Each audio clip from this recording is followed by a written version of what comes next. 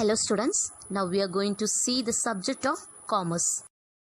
In commerce, now we are going to see Unit 8, Negotiable Instrument Act of 1881.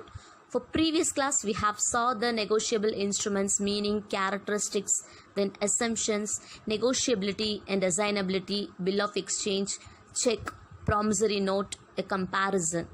So in this class, we are going to see crossing of check and endorsement. So now we are going to see crossing of check. Crossing of check is nothing but instructing the banker to pay the specified sum through the banker only. That is, the amount on the check has to be deposited directly to the bank account of the payee. So crossing a check refers to drawing two parallel transverse lines on the check with or without additional words like and company or as account payee or not negotiable between the lines. I will show the sample piece on next page. By using this crossed check, one can make sure that the amount specified cannot be encashed but can only be credited to the payee's bank account. So this crossing of check is recognized under the Negotiable Instrument Act of 1881. The crossing of check had developed gradually as a means of protection against misusing of checks. So this crossing of check always provides instruction to the paying banker to pay the amount through banker only and not directly to the payee or holder presenting it at the counter. So this ensures that payment is made to the actual payee. The crossing of a check is done to ensure the safety of payment. It is a well-known mechanism used to protect the parties to the check by making sure that the payment is made to the right payee. Hence, it reduces the fraud and wrong payments as well as it protects the instruments from getting stolen or encashed by any unscrupulous individual. That is called to be as a crossing of check. Thus, the effect of this crossing is that the drawee bank will pay the amount of a check only to the banker. Next is kinds of crossing. Under this, two types. One is general crossing, the other one is special crossing. In general crossing, there will be simply two parallel transverse lines with or without the words not negotiable in between may be drawn. Such a check is crossed generally. The effect of general crossing is that the payment of the check will not be made at the counter. It can be collected only through a banker. When a check is crossed in this way, it is called to be as a general crossing. And also, the lines should be drawn across the face of a check and not on the reverse thereof. So further, they must be parallel and transverse. Cross marks such as X does not constitute crossing. The words and company or any abbreviation are not an integral part of a crossing and their omission does not affect the validity of crossing. So here we can see the significance of general crossing. Significance means a crossed check should not be paid across the counter even if the payee of a crossed check is well known. The payee banker is directed to make payment only through another banker. If the payee does not have a bank account, he can collect it only through someone who is having a bank account. As a result, even if a crossed check has been stolen and collected for party not entitled to it, the person for whom it has been collected can be easily traced. Thus, crossing ensures safety and prevents the payment into the wrong hands. So, these are all about the meaning of general crossing and its significance. Here I have given the specimen for general crossing. It may be like empty or else it may be like and company or account payee not negotiable. The next we are going to see is special crossing. In special crossing, the check bears across its face an addition of the banker's name with or without the words not negotiable. In this case, the paying banker will pay the amount of check only to the bearer whose name appears in the crossing or to his collecting agent. Hence, the check will be honored only when the bank mentioned in the crossing orders are same. And also, according to this section 124 defines this special crossing as where a check bears across its face on addition of the name of a banker with or without the words not negotiable, that addition shall be deemed a crossing and the check shall be deemed to be crossed specially and to be crossed to that banker. Here that parallel transverse lines are not essential, but the name of banker to whom the payment should be made is to be necessarily written on the face of the check. Thus, it must be noted that while drawing of two parallel transverse lines is a must for a general crossing, the addition of the name of a banker constitutes the essential part of special crossing. So this is all about the special crossing. Now we can see the significance for special crossing. Here the paying banker should make payment only to the particular banker named as a part of special crossing or to his agent for collection. Thus, special crossing is safer than general crossing. Now we can see the specimen of special crossing. So here under that two parallel transverse lines, it may be mentioned like State Bank of India or else State Bank of India account payee or else State Bank of India not negotiable. Here, the crossing of check should not be done under this type. The following do not constitute a crossing within this meaning of section 123. Like this, we should not cross the check. And while doing this general crossing, we will be putting two parallel transverse line. Under this, we can write and company, and in short form and company, then not negotiable, payee's account under rupees 50, like that. Under special crossing, you have to mention the bank limited name, then within the parallel line, then ICICI Bank Limited not negotiable, then payee's account with payee's account with not negotiable account payee, etc. Now we are going to see not negotiable crossing. The words not negotiable are sometimes included in the general crossing or special crossing. Even with these words, the checks are transferable, but they are deprived of this social feature of negotiability. Such a check is like a stolen fountain pen or a watch, the transferee of which does not get a better title than that of their. So it must be clearly understood, if there is no defect in the title of the transferor, the transferee for value of a check with the words not negotiable gets good title to it. So here the words not negotiable have no effect unless they are put on a cross check. So these are all about the meaning of not negotiable crossing, and also this not negotiable crossing will comes under the section of 130. Below that I have given the specimen for not negotiable, and this will contain bank name, date, then amount in words as well as in figures, and the particular person's name and sign. The next type we can see account payee crossing. So words such as account payee or payee's account are also added to general or special crossing. Even though the addition of these words has not legal sanctity, it has gained significance because of trade usage and banking practice. Adding a crossing to a check increases its security in that it cannot be cashed at a bank counter but must be paid into an account in exactly the same name as that which appears on the payee line of the check. That is, the person who has received the check, who is legally the payee and the holder of the check. That is called to be as an account payee crossing, and also it may called as restrictive crossing. The check must contain the words account payee or account payee only. The check must be crossed generally or specially. So the effect of this type of crossing is that the check does not remain negotiable anymore. This is called to be as an account payee crossing. Though usually a banker will not collect an account payee check for a person other than the payee. He does it in exceptional cases to trusted customers. Next we can see the specimen. This is a specimen of account payee crossing.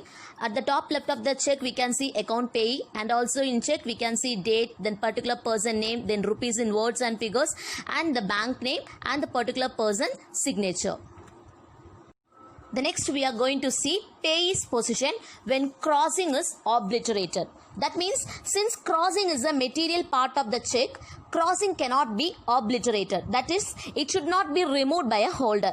But if the obliteration has been done by dishonest persons so skillfully that its detection is impossible, and if payment has been made in due course, though at the counter, the paying banker is discharged from the liability. The next topic we can see endorsement. Meaning of endorsement. The term endorsement or endorsement is derived from the Latin term endorsum, which means on the back.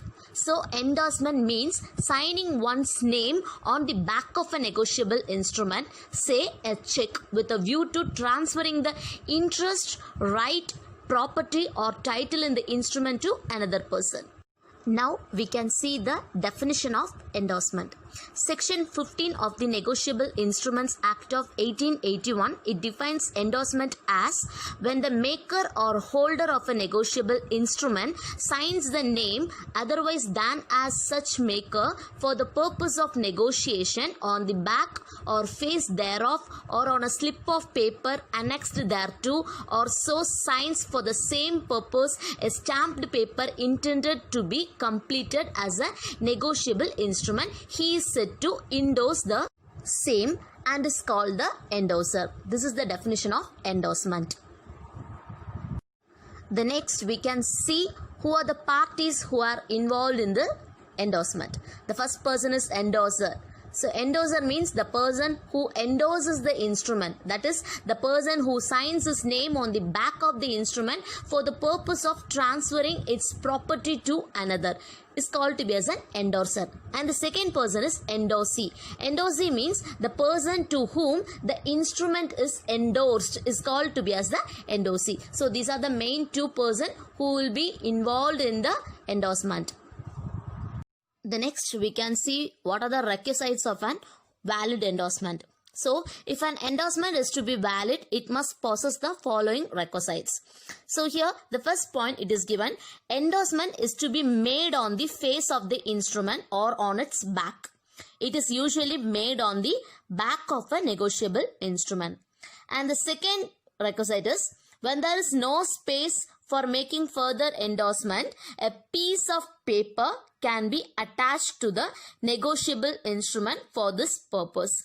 This paper or this piece of paper is also called to be as an allonge. We used to call that piece of paper is called to be as an allonge.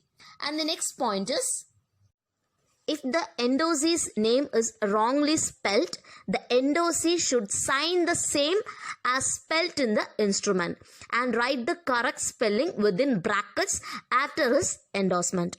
And the fourth point is, endorsement for only a part of the amount of the instrument is invalid. It can be made only for the entire amount. And the fifth point is, where however the instrument has been partly paid, a note to that effect can be given on the instrument and endorsement made for the balance amount. And the next point is, endorsement is complete only when delivery of the instrument is made.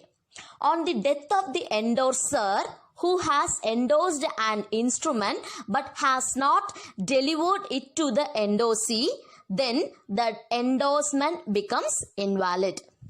The next point is, it is presumed that the endorsements appearing on a negotiable instrument were made in the order in which they appear thereon.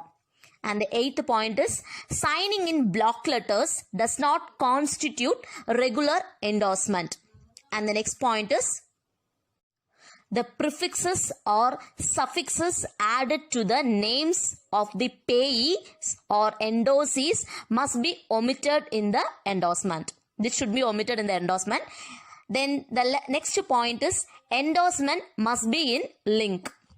And the 11th point is, if the payee is an illiterate person, he can endorse it by affixing his thumb impression on the instrument. He can use his thumb impression on the instrument.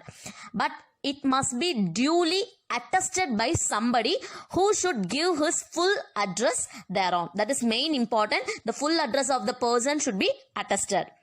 And the last requisite of valid endorsement is a person duly authorized to endorse a check or a bill must indicate that he is signing in it on behalf of his principal by using such words as for, on behalf of, or per pro. So these are all the requisites of valid endorsement. The next one is kinds of endorsement. Under this first one, blank or general endorsement, endorsement in full or special endorsement, restrictive endorsement, conditional endorsement, sans recourse endorsement, facultative endorsement, and the last one is sans phrase endorsement. Now we are going to see blank or general endorsement. Under this, a blank endorsement is an endorsement in which the endorser merely signs his name on the back of the instrument without mentioning the name of the person to whom the instrument is endorsed. So here the particular person's name alone will be mentioned. To whom he is going to give the check will not be mentioned. When the check is endorsed in bank, it becomes a bearer instrument, even if it was originally made payable to order. As a bearer instrument, it can be negotiated. That is, it can be transferred further by merely delivery. Now we can see the specimen for general endorsement. This is a specimen for blank or general endorsement. Here it is clearly mentioned the person just put his signature without mentioning the name of particular person to whom he wants to endorse. That is called to be as a blank endorsement. The next is endorsement in full or special endorsement. So here, if the endorser, in addition to his signature, also adds a direction to pay the amount mentioned in the instrument to or to the order of a specified person, the endorsement is said to be in full under section 16 subsection 1. When a check is endorsed in full, it can be negotiated further only by the endorsee named in the endorsement. This is a specimen for a special endorsement. It is clearly given paid to the order of particular person. So this is called special endorsement. The next we are going to see is conditional endorsement. A conditional endorsement is an endorsement in which the endorser makes his liability on the instrument or the right of the endorsee to receive the payment of the instrument, which depends upon the happening of a specified event. When an instrument bears a conditional endorsement, the liability of the endorser will arise or the property in the instrument will pass to the endorsee only if the specified event takes place or if the particular condition is fulfilled. This is a specimen for conditional endorsement. Here the endorsement too may be preceded by certain condition which should be fulfilled by the endorsee to receive the payment. Here it is given, pay Ram or order on the arrival of Sumit at JP Nagar, Mumbai by 30th September 2008. It is given on the arrival of particular person. Then only this endorsement will be fulfilled. This is called to be as a conditional endorsement. The next one is restrictive endorsement. An endorsement which by express words prohibits the endorsee from further negotiating the instrument or restricts the endorsee to deal with his instrument as directed by the endorser is called to be as a restrictive endorsement. Here the endorsee under a restrictive endorsement gets all the rights of an endorser except the right of further negotiation. In other words, such an endorsement entitles the endorsee to receive the payment on due date and sue the parties for it, but he cannot further negotiate the instrument. And also, the omission of the words or order does not render the endorsement restrictive. Here there is a specimen for restrictive endorsement. It may mention like for deposit only to the account of particular person. Like that it will be mentioned in the restrictive endorsement. Now we are going to see sans recourse endorsement under section 52.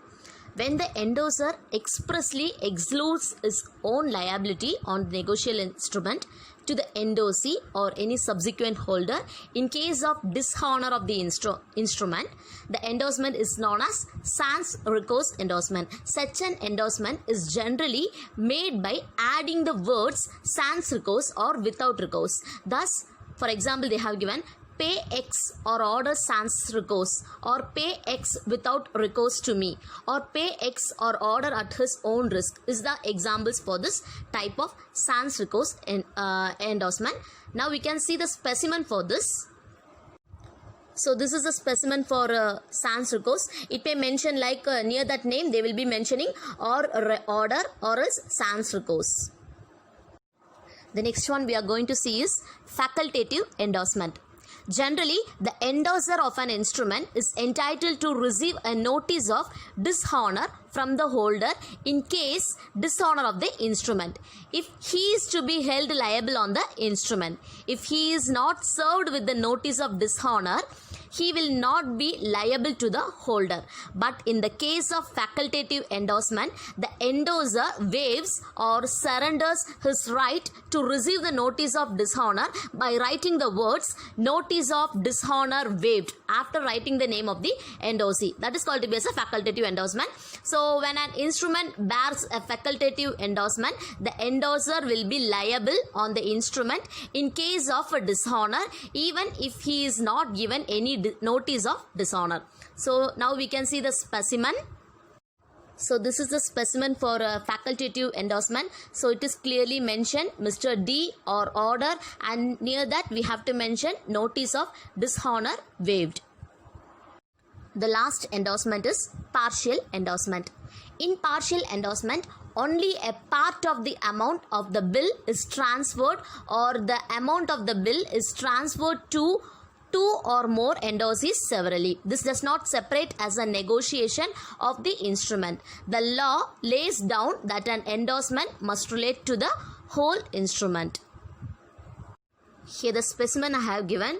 Before that, it is given if the bill purposes to be endorsed for a part of the amount payable, the endorsement is called partial. It is legally ineffective. So one example is given. Mr. Anthony holds the bill for 10,000 and endorses in favor of Mr. Quasi for 5,000 and also in favor of Mr. Hayden for 5,000. It is partial and also invalid. So this partial endorsement does not operate as a negotiation of the instrument. These are all the kinds of endorsement. Now assignment. The first question is, what are the requisites for a valid endorsement? Any 7. What are the requisites for a valid endorsement? Any 7 points you have to write. And the second question is, explain the different kinds of endorsement. Any 5 points. Explain the different kinds of endorsement. Any 5 points. Thank you.